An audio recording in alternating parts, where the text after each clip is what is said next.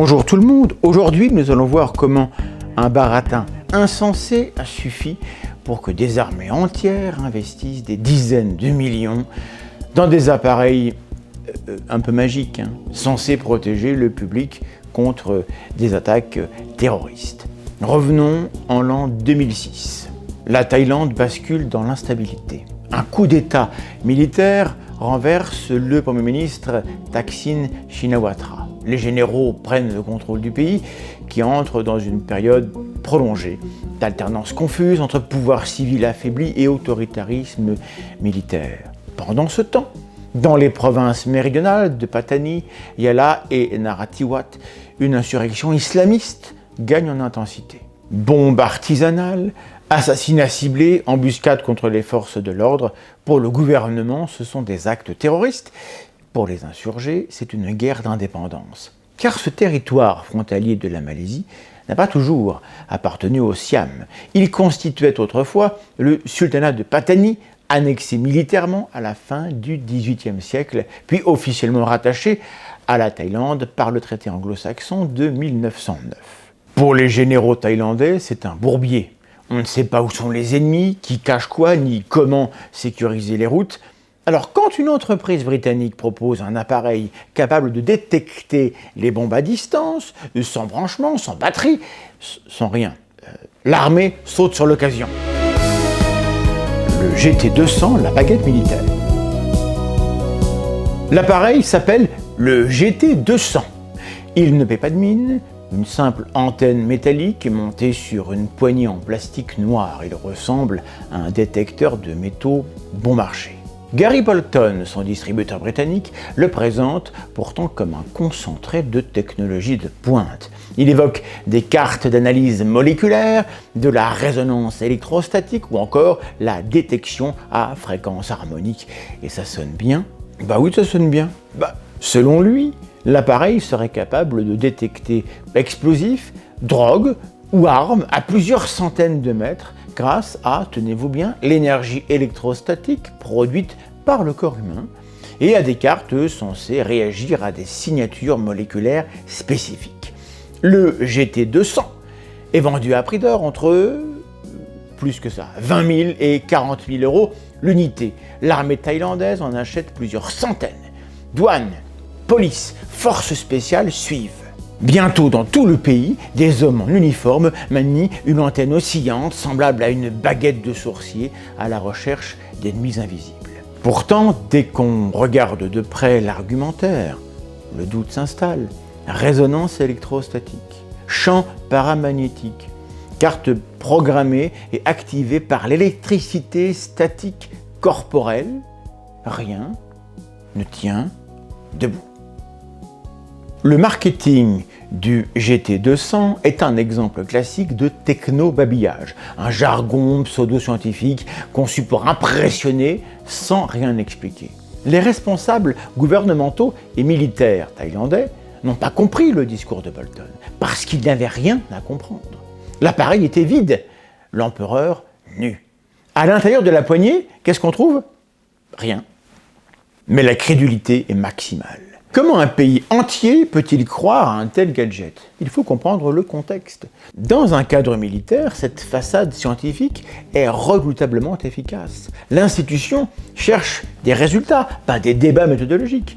Si un vendeur, propre sur lui et anglais en plus, promet de détecter du TNT ou de la cocaïne à 500 mètres grâce à une puce calibrée, qui va exiger une publication à comité de lecture? L'achat du GT200 se fait sans étude indépendante, sans appel d'offres transparent. Les déclarations officielles thaïlandaises frôlent, parfois même dépassent l'absurde. En 2009, par exemple, après un attentat meurtrier dans le sud du pays, le vice-ministre thaïlandais de l'Intérieur, Thaworn Seniam, explique à la presse que l'échec du GT200 a pour cause le stress de l'opérateur. Bougez pas, je cite. Son état nerveux a provoqué une hausse de sa température corporelle, ce qui a affecté le détecteur. Fin de citation. Il annonce aussitôt une réforme. Désormais, 2 agents seront mobilisés par appareil, l'un pouvant remplacer l'autre s'il n'est pas prêt à s'en servir correctement. C'est ça la méthode, hein, c'est bien vu, bravo. Le porte-parole de l'armée thaïlandaise, Sansern Kawekamnerd, affirme que les unités G200 fonctionnent avec 100% de confiance, ce qui est beaucoup, et que l'armée est prête à prouver leur efficacité à tout moment, n'importe où.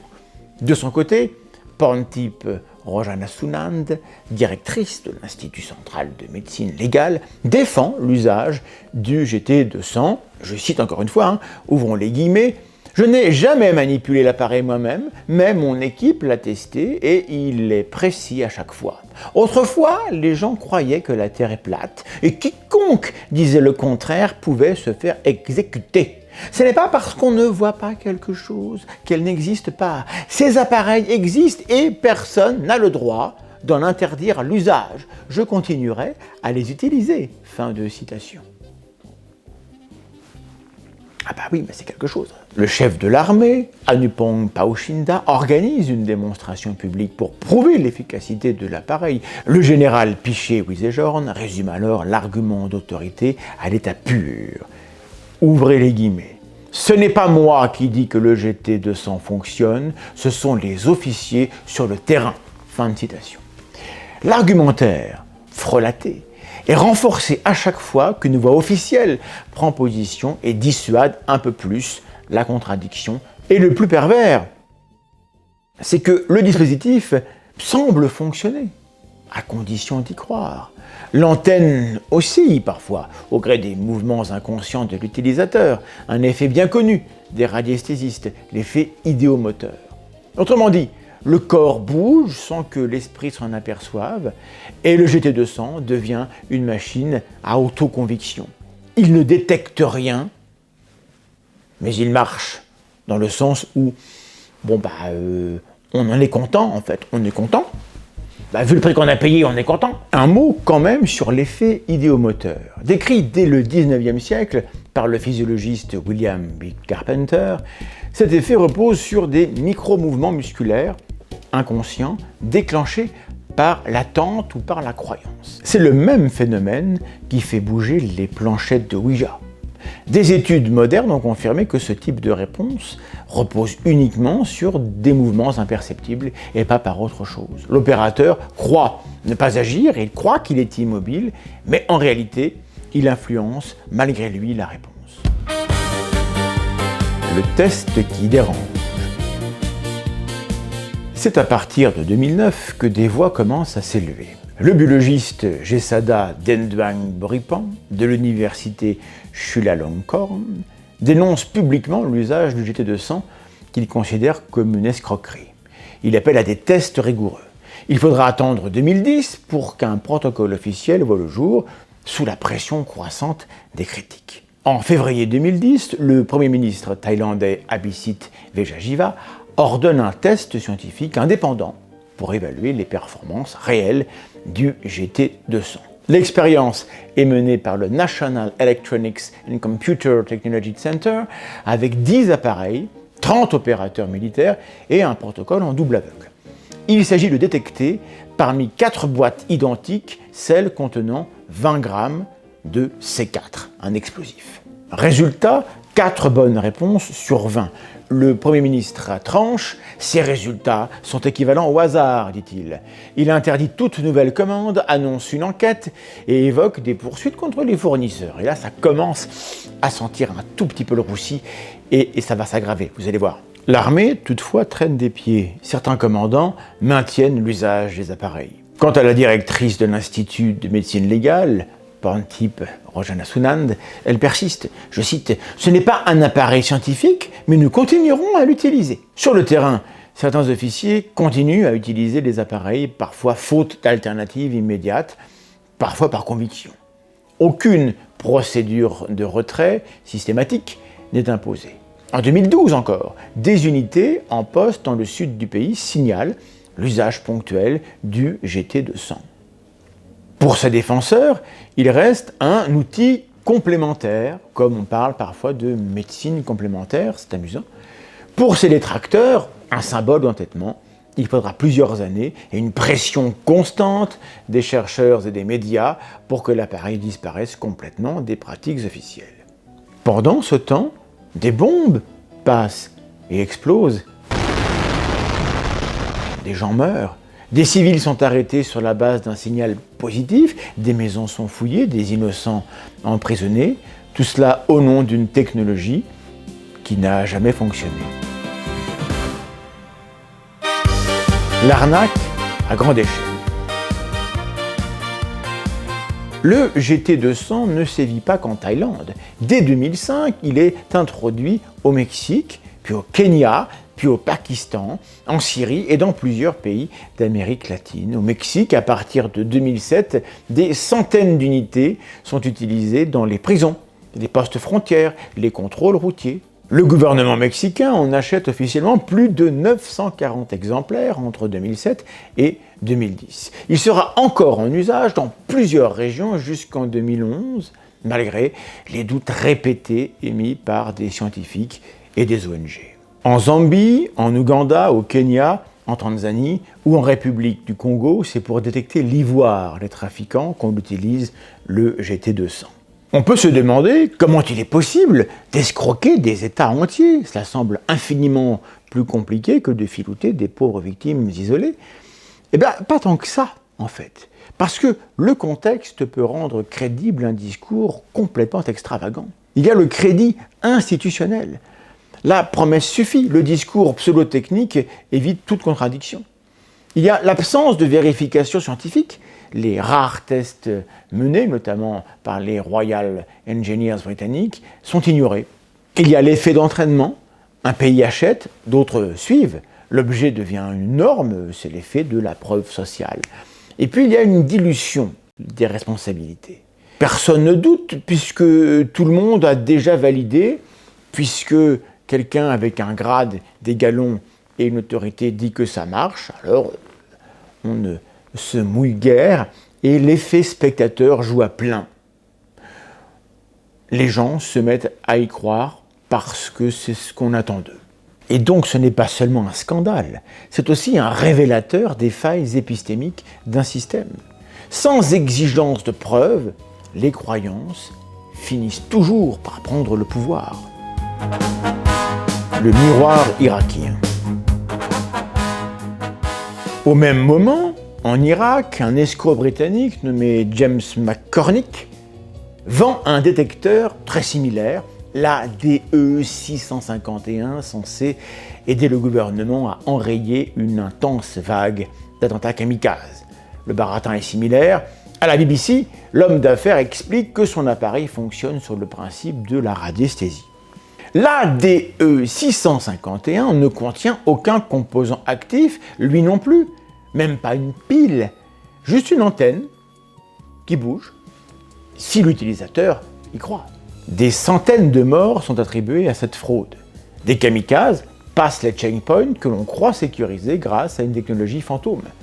L'escroc multiplie les ventes en Afghanistan, au Niger, en Arabie Saoudite, en Géorgie, en Algérie ou encore en Libye, et son butin dépasse les 50 millions d'euros. Bien joué, M. McCormick, ceci dit, M. McCormick est arrêté.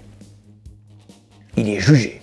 Il est condamné à 10 ans de prison en 2013 au Royaume-Uni. Et en Thaïlande, Gary Bolton, le vendeur du GT200, subit le même sort la même année.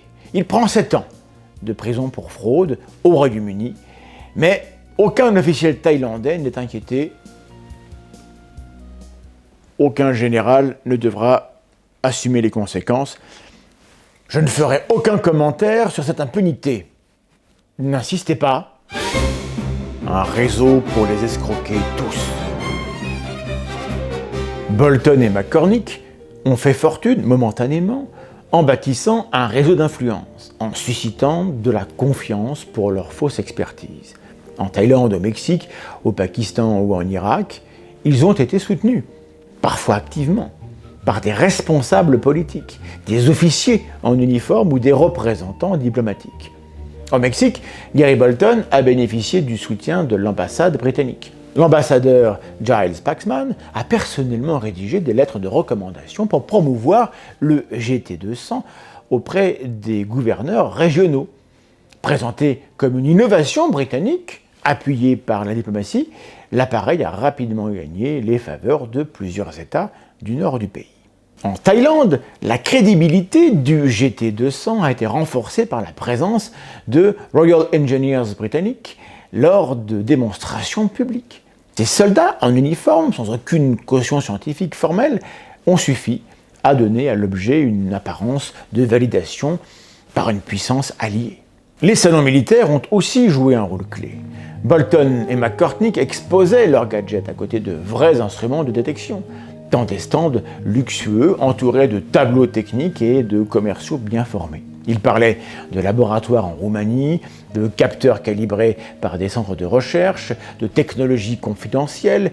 Le journaliste Robert Booth racontera plus tard que leur brochure faisait penser à l'univers de James Bond, avec leurs experts à la Q et leur langage cryptique. Le ton était donné. On ne comprend rien, donc c'est forcément super avancé.